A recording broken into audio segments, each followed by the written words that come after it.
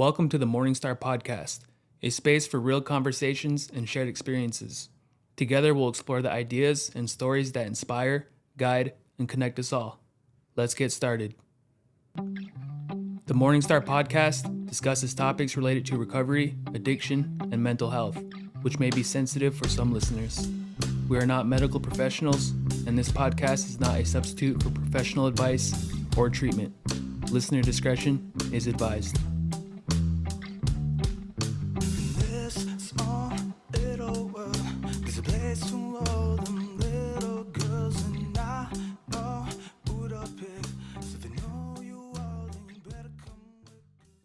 All right, welcome back. This is the Morningstar Podcast. My name is Jared, and I'll be your host today. We got a very special guest today. We got Jay Riz in the building. Jared's actually a former alum of MHA Sober Living. He was a house manager for a while, and then now he moved out and he's on his own, and he actually started a YouTube channel called Recovery Warrior. I've been following along since the start, and I thought it'd be a great opportunity to come on here and kind of share why he started that and what it means to him and what he's trying to get out of it. So thank you, Jared, for coming in today. And do you want to share a little bit about yourself and I guess how recovery became part of your story? All right. Yeah. Thanks for having me, guys. I was honored. I've been watching you guys too, ever since you guys put out your podcast. I don't know where I heard about it. I think it was through the grapevine, but, a little bit about myself. Yeah, I was a house manager for 2+ years, and I found a new way of life in recovery, especially these MHA sober livings. You know, there's so many rules you got to follow. It was weird. Like one day it was Sunday, you know, I'm sitting in my room bored, went to meetings earlier, and I'm just sitting there and I'm watching YouTube, and I went down the rabbit hole and I started watching a recovery podcast, so to speak, and it's like, you know what, I could do that. I could do that. So you know, I just started shooting on my phone, and you know, lo and behold, I just snowballed from there. That's awesome. That's where it began, in my room in sober living. So how long have you been sober? 3 years and 6 months. Yeah. 3 years, 6 months. What was the crisis that brought you into recovery? I burned all my bridges. I mean, I probably could have walked over those bridges, feet on fire, and still tried to live with people, live the way I used to live, you know, in turmoil. But I hit a wall, you know, and I couldn't climb over that anymore. I had physical disabilities, so to speak. And so I just checked myself into treatment. Treatment handed me some papers. Didn't know what they were. I thought they were release forms. Looked at them. There were applications to sober livings, and I was like, yeah, I go to sober living. You know, I want to go back home where I know everybody and everybody knows me. But something happened in treatment. You know, I had this, my first spiritual experience, I believe, and I just decided to go to sober living. Snowballed from there. Yeah, it was awesome. Where'd you grow up, Jay Riz? I grew up in Partial until I want to say like I was 21. Then I moved to Newtown for a couple of years, and I just kept getting in trouble. So when I turned 23, I moved to Montana.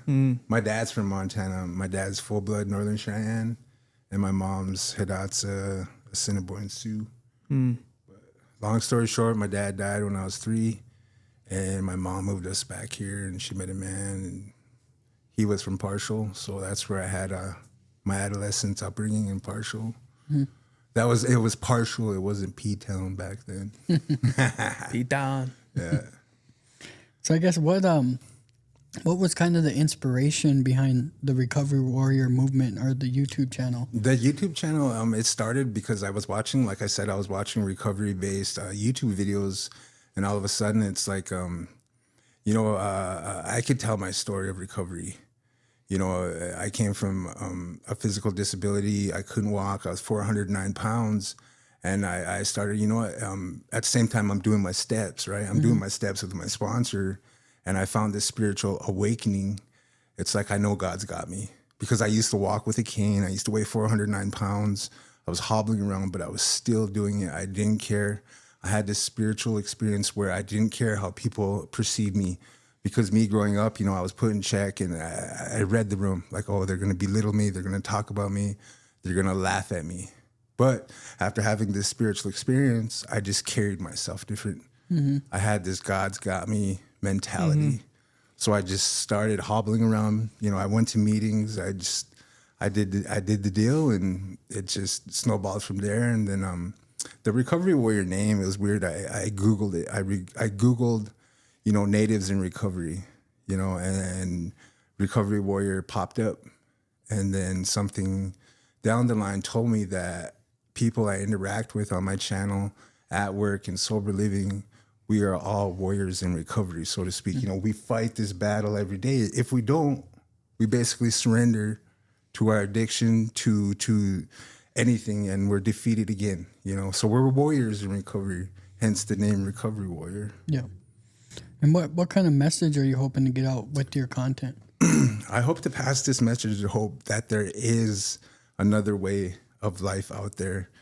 For all of us who are in recovery, we have to start somewhere. We have to start that foundation one brick at a time, so to speak. So when I pass this message of hope, hopefully it's through my channel. I got a little bit of personal life videos in there, but that's not what my channel is about. My channel is about getting people on and, having them talk and let people know out there, mainly newcomers, that you can change your life. You can pass this message of hope by just living simple, laying one brick at a time in that foundation. I know some of the feedback I've heard about your channel, though, is people love when you're at the powwow, or when you were going through your surgery, or when you came up to the event that time and you were just walking around shooting. Like, people love that stuff. They want to see that stuff too. So. Those came because, like, the past 3 years, like I said, I wasn't able to walk around. I was hobbling around. I was dragging a leg, walking like Igor. So when I started getting better, I started putting the cane down, and I'm able to start walking now. So it's all these things I wanted to do while I was immobile that I wanted to do. It's like, I'm going to put those on my channel. And I got to let these viewers, these supporters know why I'm using a cane. So I put my videos on there. My surgery days, I was scared, but I still had my lovely fiance on my side. I had God on my side. And I got through 3 major surgeries within 2 years. And it's going on 3 years, 3+ years now, and I'm able to walk unaided. I can walk, I can do things that I used to do. I still get reminded I have 2 total hip replacements. I stumble, obviously. But yeah, it's just all those, like, I wanted to go to powwows, I wanted to walk the arbor, I wanted to look at the stands, I wanted to eat, all these things. But now I got my fiance with me. I wanted to go fishing so bad because fishing is my pastime, So I'm able to do all those now. I'm able to go to events now instead of going to an event and sitting by the front door. By the front door, I mean, like, looking for the easy way in, easy way out. Because, I couldn't walk. And it really sucked, man. But, oh well, different story today. Right. Yep. I know that was last year, the year before, I ran into you at White Shield Powwow. Yeah. I don't know what year that was, but it was White Shield. Was it White Shield? Yeah. And you were going around doing your rounds and with your GoPro. Yeah. Nice smooth little setup, kind of a little quick interview. And are you gonna be making your rounds this summer again? Sir. Yeah. Yep, simple and effective, my little GoPro. It's just, I go around and I just shoot for people in recovery. And I actually started following a guy on YouTube, and he goes around and he talks to dancers because he's a fancy dancer himself. I forgot, I think it was like Res Runner, so I can't remember. Anyway, he goes around the arbor and he talks to dancers. So I was like, I could do that. I kind of piggybacked off his idea. I'm going to go around and talk to people, are you in recovery? If so, then I'll further the question, so to speak. And it's like, we're out there. People in recovery are at powwows. We're having fun. We're dancing. We're singing. It's an awesome. I mean, even the Little Shao powwow surprised me of how many views I got. And I guess you just look up Little Shao powwow on YouTube, and there I am. But it's a recovery-based video myself. Walk up to someone and be like, hey, are you in recovery? No? All right, see ya. All right, good luck. All right, later. All right, never mind. Good luck, brother. I love you. Here's a sticker. Yeah, here's a sticker. Subscribe. So how, I guess what we talked a little bit about you being in MHA sober living and working there, and how did that experience kind of shape your approach to helping other people? Because what do you do now for work? I mean, I guess I know, but do you want to explain to the listeners what you do? Okay. Yeah, like in sober living, you know, obviously I did the steps. I found a new way of life, and then it taught me fundamentals of how to be in recovery. So, you know, I wanted to stay in recovery after I got out of sober living, and it was time. You know, I got what I could out of sober living, so I, you know, spread my wings, so to speak, and I left, and I started applying for treatment jobs. So I applied, you know, down on the reservation where I live now with my fiance, and it took a long time. So out of the blue, you know, I shot from the hip and I applied out at, you know, shout out to Prairie Recovery Center because that's where I work now. Mm-hmm. And it didn't even take a month, and they called me in for an interview, and within 2 weeks I was hired. Awesome. I'm a resident specialist, peer support. Congratulations. So, yeah, thank you. Yeah, it's an awesome gig, you know. Mm-hmm. It's really, oh man, I love my job. And I've had that resident specialist job, and I always say, like, that's the toughest job in this field, because when the counselors will come during the day and like stir up all the stuff inside the clients, and then they head out.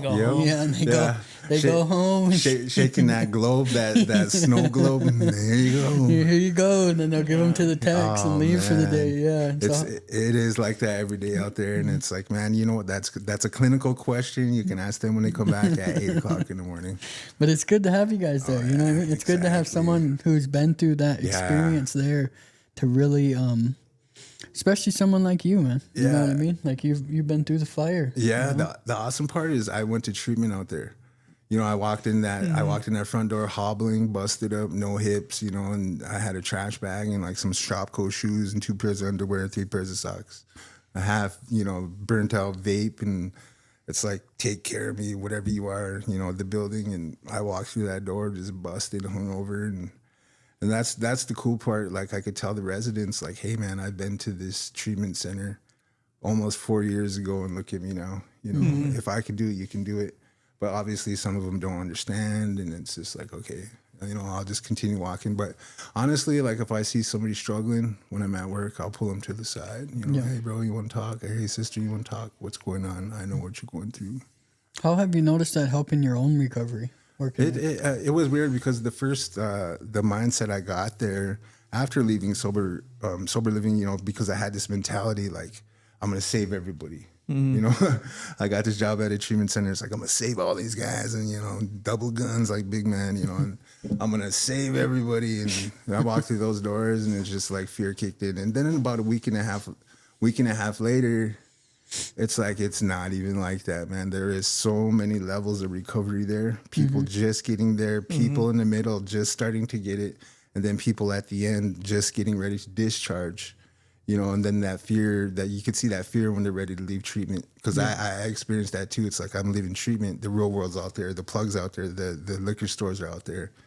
And I remember Ethan's the one that came and got me out there. Ethan and Tyler, they came and got me. And I remember you guys gave me a sandwich. You know, I think it was a double cheeseburger from Hardee's or something. Yeah. And I'm sitting in the back. I had no minutes. I had money. Triple. Yeah, it's a triple. Actually. Yeah, disbursement came out that time. Yeah. Royalties hit that day. Probate hit, so I had to hook everyone up. No, I'm just kidding. I'm kidding. But I remember just like leaving, and the fear kicked in, and it's like, you know, I talked these guys down, like, just go to sober living. Just go to sober living. Don't go home, please, you know, and just plant that seed of hope. Like, it can be done. Spark that little fire.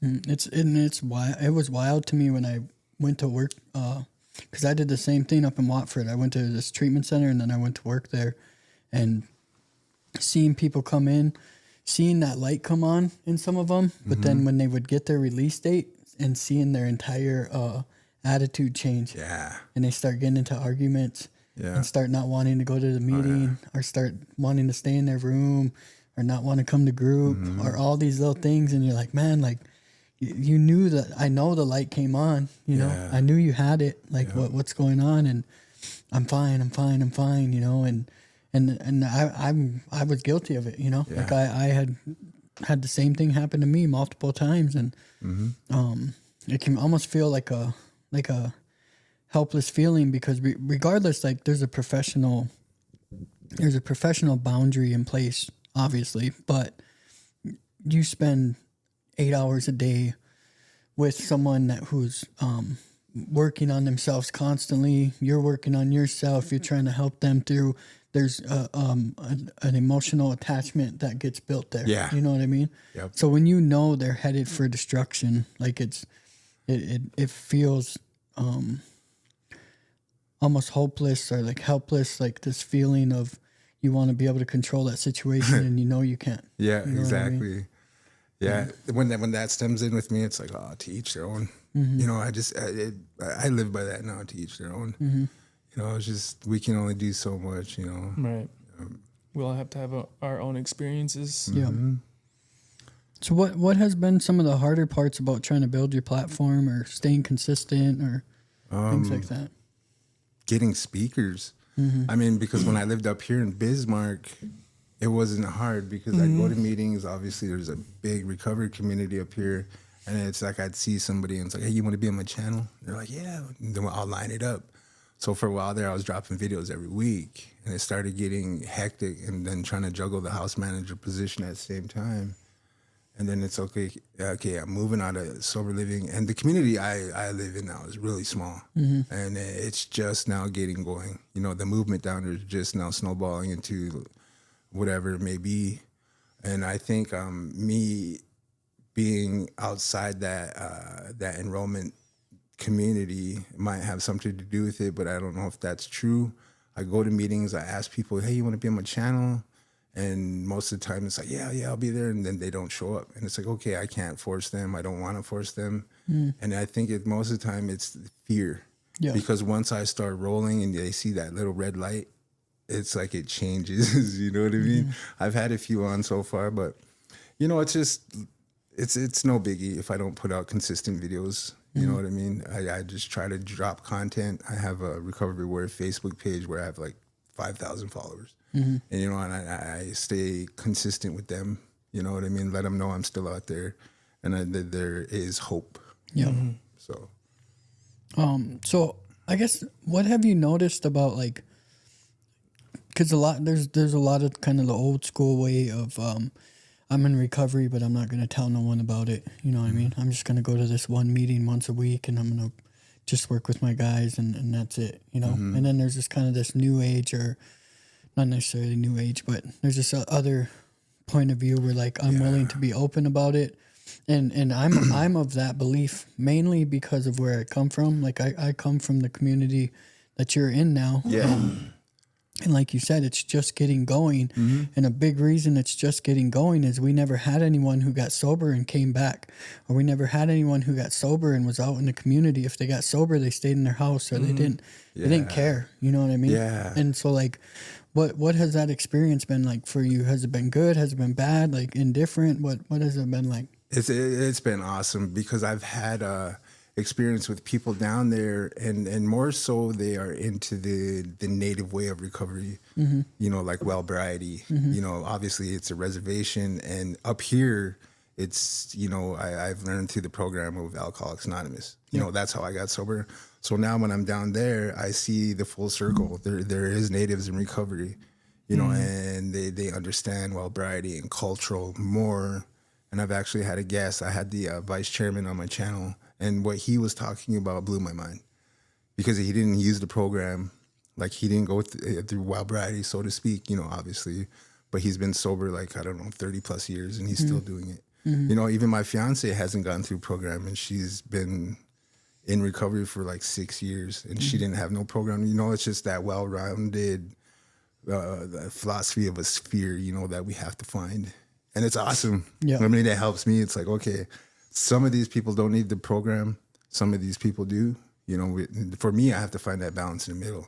I'm open to suggestion, too, with the well-variety and Native American cultural way of being in recovery. It's awesome. Even like today, like, I burn sage anymore. I never used to burn sage because I never understood it. So now I have a little shell on my dash. I burn a little piece of sage and I say a prayer to, my Creator, help me get there and back. And it's that simple, So the people who tell me that they don't need the program in recovery, it's like, there go again, to each their own. Mm-hmm. And it's awesome, man. I love it. What would you say to someone who's early on in their own recovery and they're thinking about like being kind of how you are, being open about it, being out there about it, recovering out loud? Yeah, I would say just take it slow. Obviously go to meetings, do what we do in sober living, find a sponsor, talk to that sponsor, utilize that sponsor. Don't just put people on pedestals. Right. Utilize them tools you are given. You know what I mean? Because I see it. I got a friend in recovery, and he bought a big book, and he's like, "Can you take me through the steps? Can you help me? Can you sponsor me?" And I'm like, "Yeah, I can, but I want you to do your part too. I'm not gonna sit here and babysit and save you. You got to do your part too." So the spiel, doctor's opinion, Bill's story, whatever. We do that. It's just awesome seeing that spark of hope. It's like, man, you did it, pointing at me. I could do it too. Mm-hmm. Yep. It's cool. What do you got new coming up? What kind of projects? I know Ethan asked you about this summer. You're going to be out and about. What else you got going on? I have this summer, as soon as weather breaks, and mosquitoes start coming out when I flies. Yeah. I'm going to start a docu-series, a 10-part, 10-part docu-series. I don't know if you guys know him. His name's Peter Santinello on YouTube. He goes around and he talks to communities, and I'm gonna do it like that, but I'm gonna do the recovery community. Mm-hmm. I'm gonna go out on the street. I'm gonna talk to street people, homeless people. I'm gonna go in LA, treatment centers, talk to LACs. I'm gonna talk to, people in recovery, and I want to get all these different fundamentals, the different way of lifestyles, and I'm gonna put them in segments.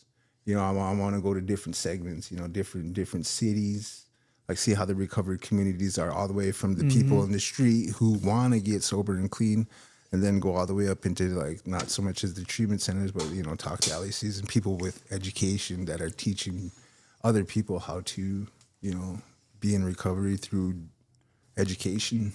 And those are just like short clips? Yeah. It's going to be like hour-long episodes. I want to start a 10-part series as soon as, like I said, I can walk around now. So I'm going to be out in the community, and I'm just getting going. Obviously, I was unemployed there for a couple months, but I'm employed now, saving up money, and we're going to do it. That's awesome. Yep. And that was kind of the idea behind this podcast too, or like the vision was to bring all because this addiction is such a vast, like it touches so many aspects of life. Mm-hmm. Yeah. Like you were saying, it's not just the junkie on the street. It touches so many different people, and it's umbrella is so big that there's people within it who don't understand each other. Yeah. And will never have a conversation. Mm-hmm. Exactly. You know what I mean? And that was the point behind this podcast and why we wanted to bring so many different types of people on here was we wanted to have those conversations. Yeah. We wanted to shed light on those topics. Yeah. Mm-hmm. We are out there, all aspects of stages of recovery and addiction. We're out there. It's cool. What do you got, Ethan? You gonna make your way up for recovery on the plains? I am. I actually talked to JB out there, and things are getting taken care of, and I just got to put in for time off, and we're going to make our way. Nice. It's going to be awesome. I think this summer I'm going to go around, probably hit the powwows and do a little bit. I critique myself. I rewatch my videos, and I could have did this better. I could have done better. So, more content to follow. I've had my channel for like a year, and there's a lot of things I could do different, and I'm learning. Yeah. Like I just started this channel in my damn bedroom in sober living, and it's like I was looking at my first video and I was like, dang, that's ghetto. Yeah, we kind of had that same experience. Now we're just here, like just figuring it out and just learning as we go. Exactly. And just trying our best, and that's all we can do is just try our best, And it's awesome, man, what you guys are doing. And it's been like 7, we were just saying it. It's like, man, 16 episodes. Like that sounds that's crazy. Wild. Yeah. Who are some people like that you want to work with? Some people you want to collab with, or things like that? I haven't really thought about that. Like, actually, like I'm just doing it. I'm just doing it alone. People have been suggesting you should have an intro. You should get this on. You should do this. You should sell shirts. You should sell merchandise. And it's like, you know what, man? It's like I'm not about all that. I'm just a simple dude in recovery. Doing the damn deal. Hey, back off, man. Yeah, back off, man. Back off, dude. Maybe that's what the listeners want. You gotta give them what they want. Yeah, exactly. You just listen. Hear the message. Nah. So how about I guess what would you say? I just want to ask a couple personal questions. Like I said, I followed along with because it's you talk a lot about prayer and a lot about God and trusting God, and I remember watching you through your surgery and you talking about trusting that process. And I'm a big preacher on like it's easy to trust God when everything's going my way. Yeah. Like, can I trust God when stuff's not going my way? Yeah. And you seem like you're good at that. So what are some things you do when you feel overwhelmed or you start to feel disconnected from that source? Like, what do you do to kind of get back centered? I breathe. I meditate, breathe. And it's weird because my higher power, my creator, my God is, I picture it as a white energy. It's weird. It's just like, it's in here, and then sometimes I'll draw people's negativity and I'll feed off that. And then I start getting ugly. I start getting that stinking thinking. I start taking ego. I start, doing people's inventory, taking in, it's just ugly. So when that happens, I breathe. I've learned through meditation, through the steps, meditation, I breathe. I draw in the positive energy, and through my toes and my fingertips, that black energy goes out. And I'm able to ground myself. And that's pretty much what helped me through my surgeries, because I knew if something bad happened, so to speak, people pass away in surgery tables. And the surgeries I had were major. So it's like if I passed away that day, my fiance was at my side. And God had my back. You know what I mean? And I was sober that day. Right. That's... Yeah. So what do you think has changed most about you over the last few years since you've gotten sober? I'm able to take suggestion, and I don't get angry no more. And, I used to have a bad anger problem. That was a learned behavior growing up with a stepdad. And when I caught myself being angry, I was able to put it in check. Taking people's inventory. As soon as I walk in the room, I'd sit in a corner and just mean mug everybody. I don't do that no more. I'm open. I'm just Jay Rizzo, man. It's an awesome lifestyle today. Yeah, it's pretty cool. Cause I know I picked you up from treatment, but I was super fresh to sober living, and I always look at like the people that I like grew up with in sober living. Like I always call it like our class, you know what I mean? The class of 2021 or 2020, whatever it was, you know? And I know we all like to joke around, and it was pretty new back then, you know, and well, it seemed like only a few of us made it out of that the wild, wild west times here. Heck yeah. Huh? So it's cool to kind of see you doing your thing and you moved on. And yes, sir. Yep, the evolution of the sober living program here in Bismarck is awesome. Yeah. Holy smokes. Yeah, they beefed it up. Like all the houses and the building, the office setting, I just went there and talked to JB. It's like, dang, man, we're still doing it, Yeah, it's a well-oiled machine. They're doing good things. And expanding. Yeah. It's cool. So another thing, I know we're in that group chat, and every morning it's good morning, brothers. Mm-hmm. So what does it mean to you to be a brother in recovery? Mm-hmm. It just knows that I know that I'm not alone. Mm-hmm. You know what I mean? It's like we as men in recovery know what it's like to wake up still sick, still dragging yesterday into this morning.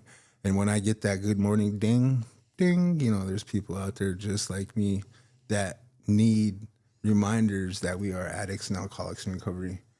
There's a couple of times where I'm so tired, I'll get up and I'll make my coffee and I'm like, oh man, I forgot to pray. So I'll sit there, when my coffee's brewing, and I'll pray. I'll give whatever may happen throughout the day, I'll give it to God in my understanding. Obviously I'm human. There's going to be good days and bad days and whatever it may be. he's got it. You know, after I leave my bedroom, days, I know something's going to happen after you, God. Like today, fear kicked in. It's like, why should I be fearful? I know these guys and these brothers in recovery who I'm going to go do this podcast for. And I think it's just being human being with natural feelings, you know, fear. If we ain't fearful, what would life be like? Right. You know, we walking around with no arms and legs, still trying to fight, you know. What's something about yourself you're still really working on? I'm learning how to keep it simple, because sometimes I take too much in, you know. I learned how to keep it simple and just think about the 24 hours ahead. You know, maybe if it's halfway through the day, I start thinking about tomorrow. And it's like, dang, bro, you know, you pump your brakes tomorrow. Yeah, keep it simple. Keep it simple, keep it simple. So what does Jay Rizzo do when the cameras are off? When the cameras are off, I chill. I just bought a big ass TV. Have a nice sound bar. I'm old, man. I'm enjoying my home life now. You know, I have it with my beautiful fiance. We're building a house together, a foundation. She has her 18-year-old daughter with her, you know. Awesome. Well, she's my daughter. And we're actually talking about marriage now. You know, we've been 3 years plus in a relationship. So it's like we got to take it slow, so to speak. But then again, it's just like so awesome when I'm sitting on my couch and I'm looking at my TV and it's like, man, I prayed for all this. Yeah. You know, from living in breezeways with bums and sleeping in cars, you know, almost 4 years ago. Now look at it, you know. And it's just a blessing to have a home, especially with a loving fiance, soon to be wife that understands me. You know, when I met her, I told her my recovery comes first. I don't know if she understood that, but she totally agreed. Like, yeah. And then when I met her, I didn't tell her I was in recovery. She straight up, she told me, she said, if you ever drink or use again, I'm going to leave you, you know? And I was like, check this out. I'm in recovery. I sponsor guys. I'm a house man. You know, I laid the spiel out, you know. I wasn't ashamed of it when I first started chatting with her, but it just eventually came to light. Like, hey, yeah, I'm in recovery, man. I'm doing it, you know, sponsoring, you know, I'm doing this recovery thing. I don't know if that's why she put her meat hooks in me. Because honestly, like I was 400 pounds, right? And I'm walking with 2 canes eventually with a walker. And she still stayed with me, man. I would have left me in a heartbeat, you know? But it just shows how good of a woman my fiance is and how she just put up with my disabilities, you know? And then we were growing every day, you know? It's awesome, yeah, man. I like how you mentioned how like you like just took a pause and kind of like took everything in, you know, and I know sometimes I forget to do that, you know, like just kind of wake up and smell the flowers and like you said, like the things that you prayed for, you know, are here and and sometimes we can still kind of beat ourselves up sometimes and not and take it for granted sometimes, you know. Yeah, it's really easy to do, man. Beat ourselves up. So that's I like how you can just take a little pause and enjoy what's going on around you. Heck yeah. So what's the message you want to leave the listeners with today? For anybody who's listening, for people out there who don't know me, you know, it's like you can do this. There is a way out. You know, a lot of us in recovery, when we first get in, we don't know what to do. We don't know how to knock on that door. Kick that sucker in and walk in, man. You know, shoot some guns like Big Ben, you know.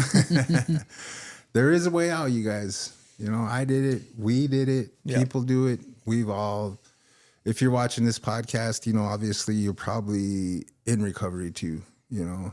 There is a way out, and it's simple. I mean, reach out. Go to meetings, find a sponsor, utilize that sponsor. Make the call. Exactly. That's it. It's that simple. It's awesome. And I just want to thank our listeners. I've been hitting milestones on Spotify and YouTube, Facebook page or TikTok. Everything's been growing. So keep on following, keep on listening. And that's all we got. Thank you. Awesome. Toodaloo. Thank you, guys. In this life we live free, yeah. In this life we live free, yeah.